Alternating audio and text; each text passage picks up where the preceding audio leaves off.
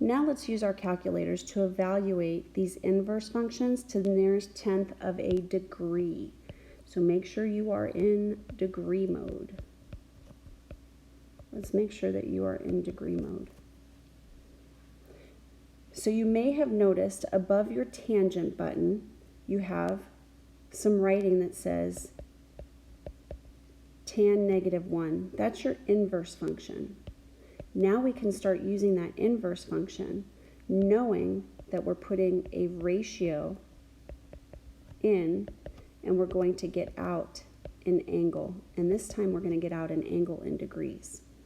So we press probably the second button or the shift button, and then your tangent. That's going to give you on the screen inverse tangent, and then you're going to put in 1.2345. And when you press enter, we're going to have to approximate because we're going to round to the nearest tenth of a degree. So I'm going to need a little bit of room here to show you this rounding.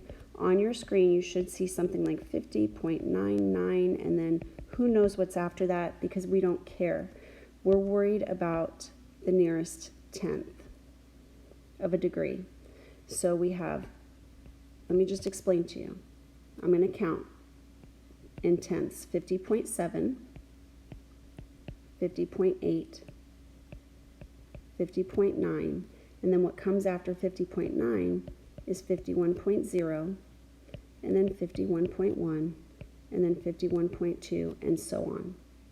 We want to know, do we stay at 50.9, or does this value right here, that very next figure, that very next value, does it raise us up to the next tenth? And it does. So our angle is going to be not 51, but 51.0 degrees, because we want to go out to the nearest tenth. Okay, the rest are for you to try. So go ahead and try finding the inverse sine, the inverse cosine, and then come back and check your answers.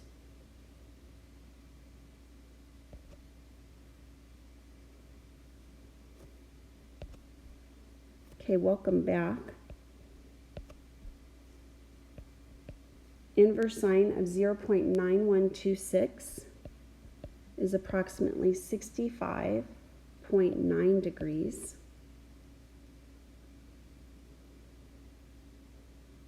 The inverse cosine of 0.2715 is it's degrees, 74.2 degrees.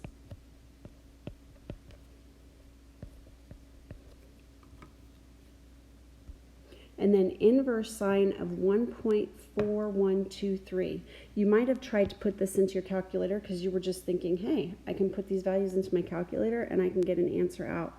But you probably tried a couple of times and said, what am I doing wrong? What am I doing wrong? I can't get this to work. That's because your outputs for sine, let's take a look at the graph. Remember your ratios for sine. Let's look at the graph. Your ratios go as high as +1 and as low as -1. So if you look at your flashcards, it says that the domain for inverse sine is -1 to +1. You can only get out values, angles, when you put in values of ratios that go from -1 to +1. So this is outside of the domain for inverse sine. So again, if you study those flashcards, that will help alleviate. You may go to your calculator without thinking, but when you get that answer, that error answer, you'll know, okay, I need to take a step back and look at what I'm putting into the calculator. I'm telling the calculator to calculate something that's not possible. So this right here is, not possible.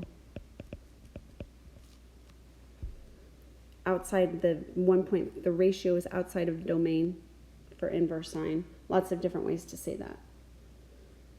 Okay, we're going to go back to exact values. in the next video.